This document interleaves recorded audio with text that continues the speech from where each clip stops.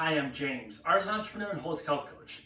Today I want to talk to you about creativity and climate activism. For example, I am a painter and a sculptor, non-computer based, because once you start using things like artificial intelligence, that's a lot of computer energy.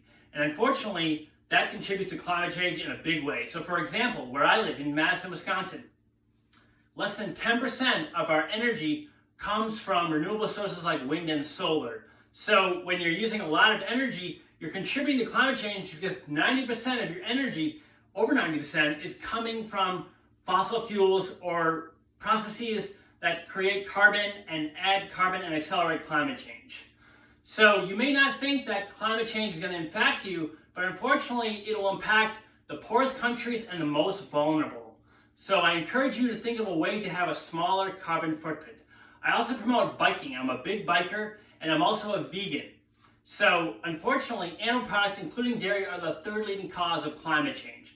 So all you have to do is find the growing number of plant-based products that are alternatives to animal products. So also, I want you to try to care about animals, Don't harm animals if we don't need to. Simply go to the plant-based option.